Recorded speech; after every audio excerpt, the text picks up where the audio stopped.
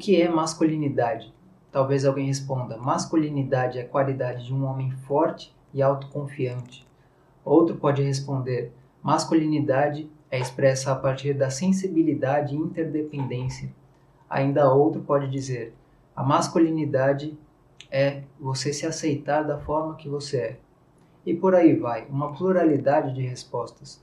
Eu joguei essa pergunta no Google e os resultados foram igualmente pluralistas, mas percebi que, apesar de toda essa pluralidade, todas as respostas atacam uma única coisa.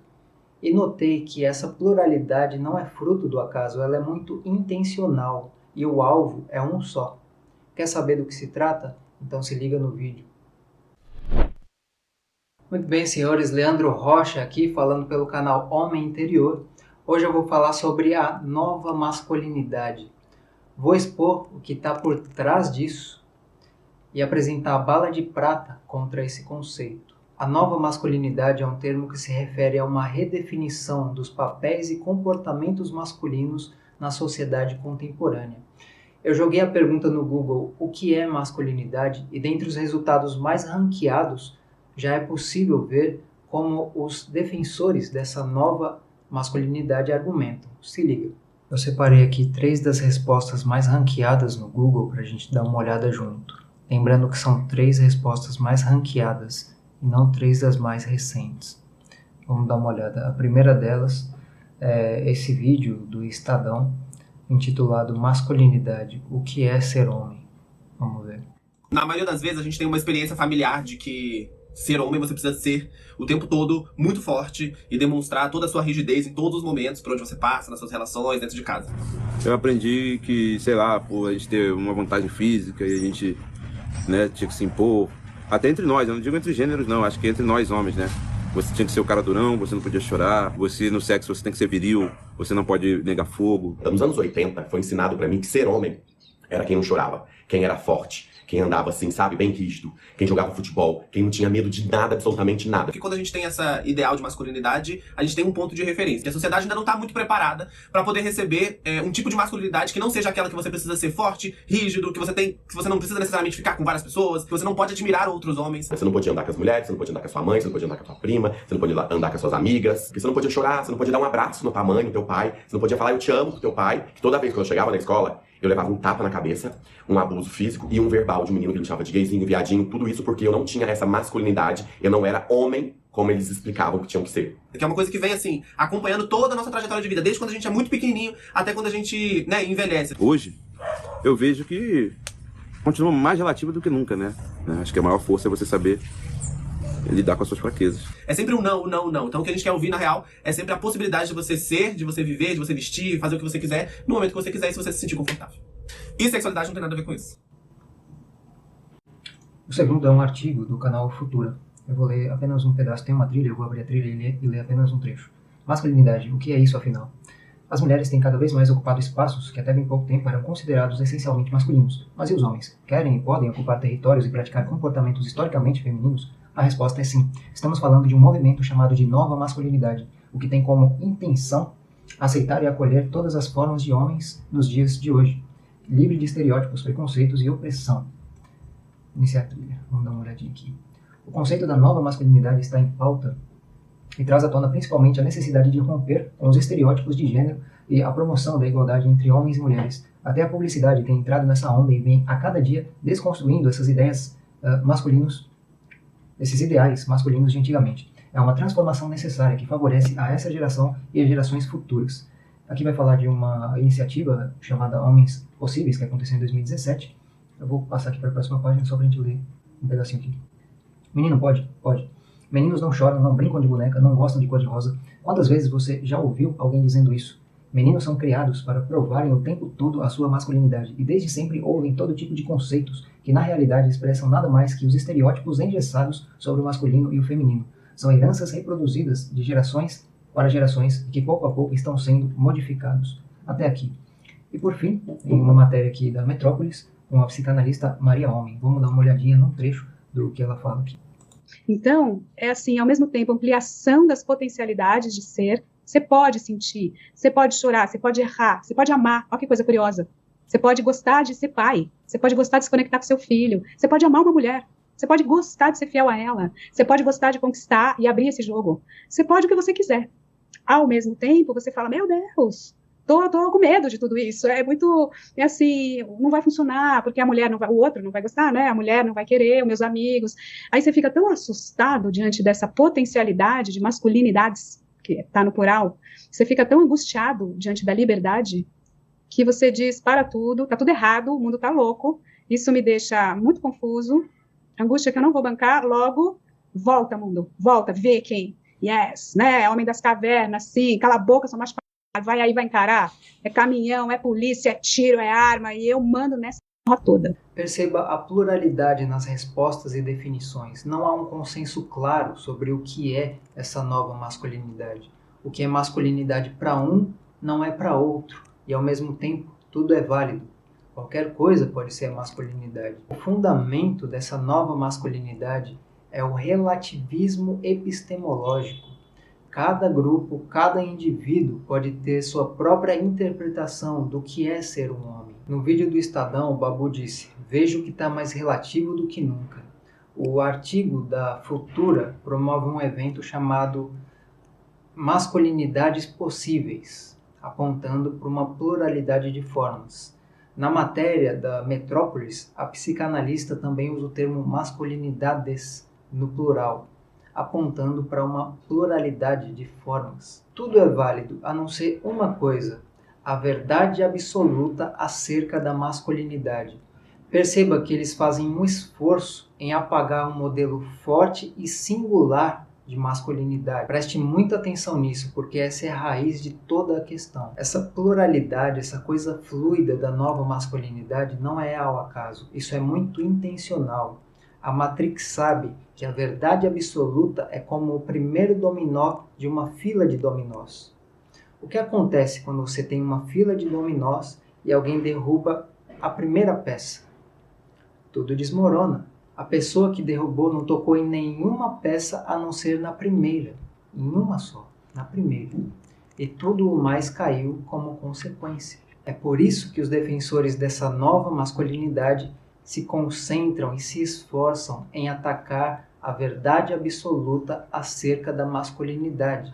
Eles sabem que, caindo a verdade absoluta, tudo o mais cai por consequência. Essa abordagem relativista apresenta falhas gravíssimas.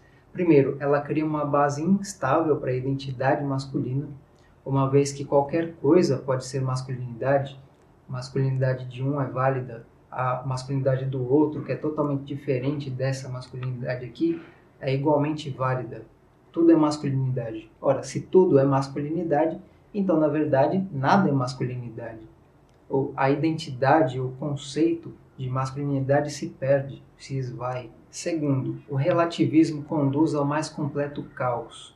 Sem a verdade acerca da masculinidade, a coesão social é enfraquecida. Cada grupo adota uma interpretação da masculinidade e tudo é igualmente válido. Então, se para um homem, expressar masculinidade tem a ver com vestir um vestido rosa pink e caminhar por aí rebolando, tá tudo bem, é a forma que ele encontrou de expressar a masculinidade e todo mundo deve respeitar isso. O mais completo caos. Um livro que todos deveriam ler é esse aqui, A Abolição do Homem, de C.S. Lewis, autor das Crônicas de Nárnia.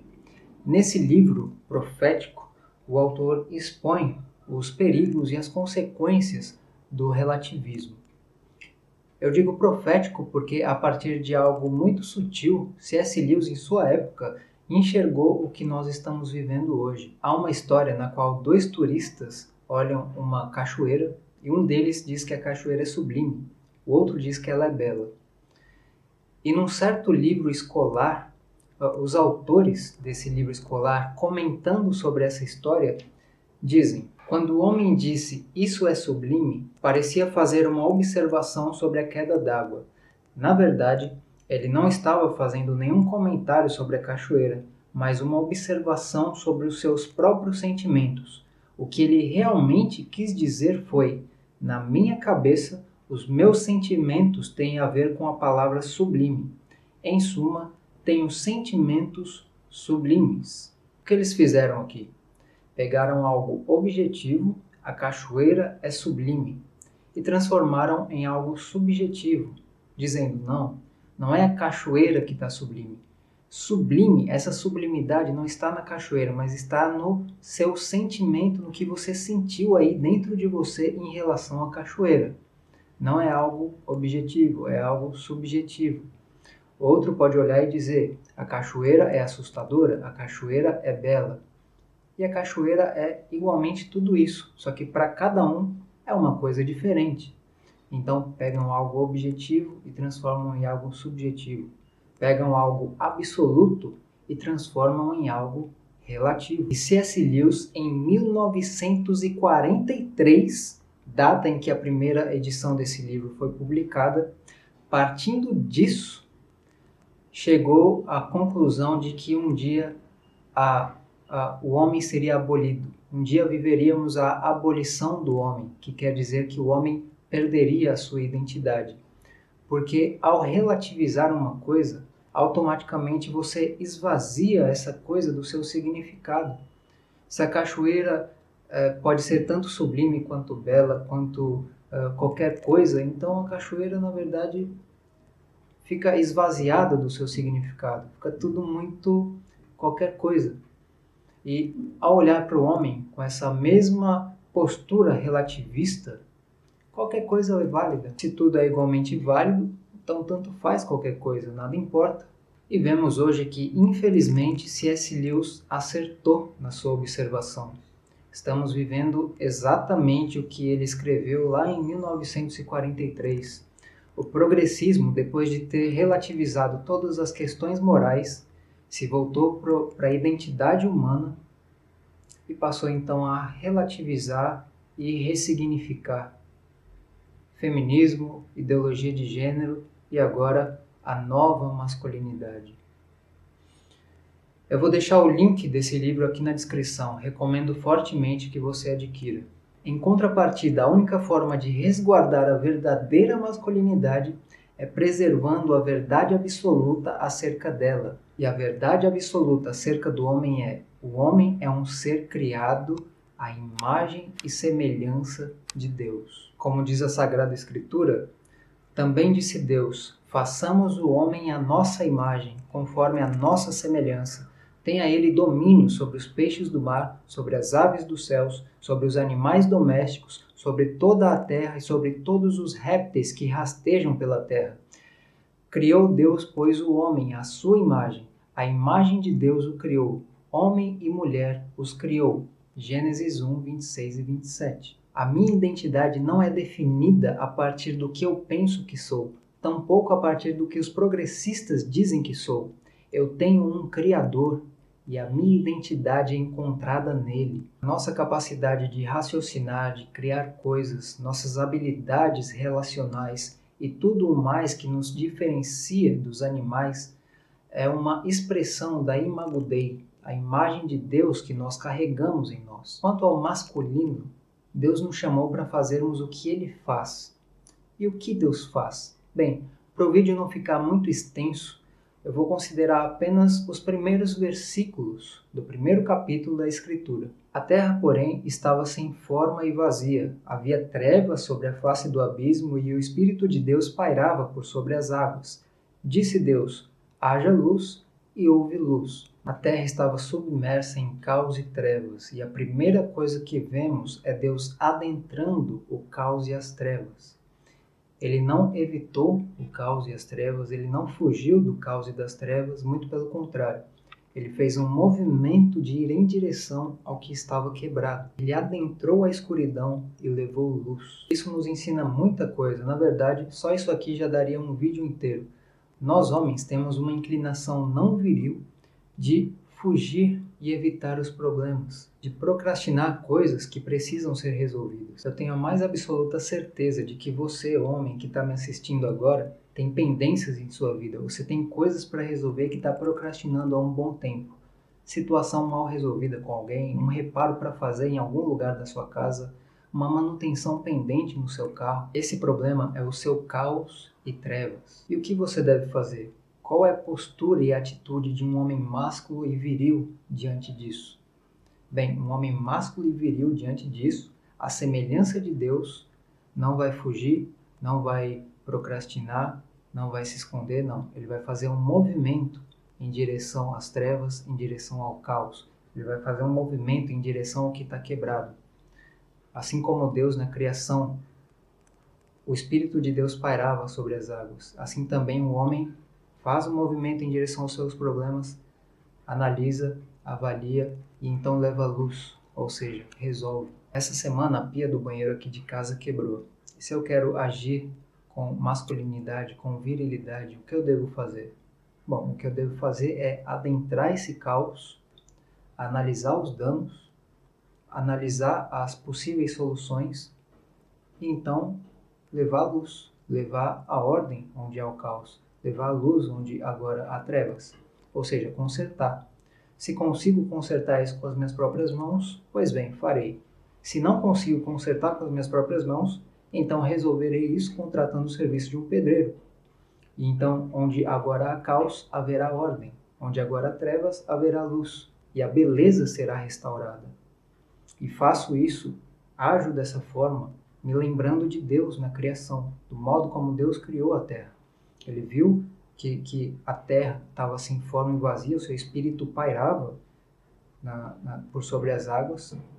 Então ele disse, haja luz, e houve luz. Isso não se aplica só a questões práticas do dia a dia, mas também e principalmente a questões espirituais, psicológicas, emocionais, como está escrito em 2 aos Coríntios 4:6. Porque Deus que disse, das trevas resplandecerá a luz, Ele mesmo resplandeceu em nosso coração, para a iluminação do conhecimento da glória de Deus na face de Cristo. Então Deus não adentrou apenas as trevas que pairavam sobre a terra na criação, mas Ele adentra também as trevas que existem no coração de todo aquele que o busca. E nesse caso, a luz consiste na sua própria presença no coração dessa pessoa. Ele é a própria luz a iluminar. E com isso, o que aprendemos? O que de másculo dá para se extrair disso? Um homem viril, diante dessa verdade, olhará para as trevas que existem no seu coração, não fugirá delas. Olhará para os pavores, para os medos, para os anseios, para as incertezas sobre si, sobre o seu futuro, sobre a brevidade da sua vida. Encarará isso de frente.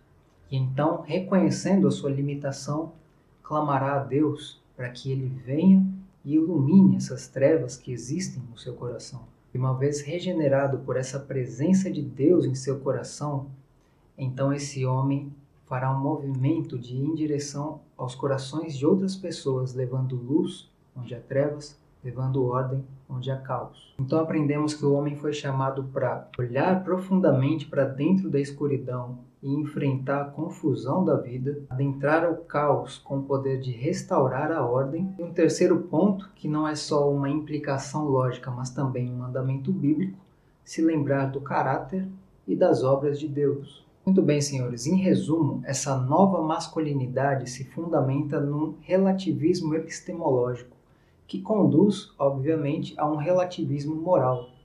Quem não sabe com clareza quem é, também não saberá como se conduzir, como se portar. Sem a verdade absoluta, estamos à mercê de definições mutáveis e subjetivas sobre o que é ser homem e sobre o que é masculinidade. Como homens verdadeiramente másculos e em oposição a essa nova masculinidade com seu relativismo, devemos nos apegar às verdades reveladas na Sagrada Escritura. É nela que encontramos o verdadeiro modelo de masculinidade, levando ordem onde há caos, levando luz onde há trevas. Obrigado por assistir, não esqueça de deixar o seu like, se inscrever no canal, compartilhe esse vídeo com seus amigos e até a próxima.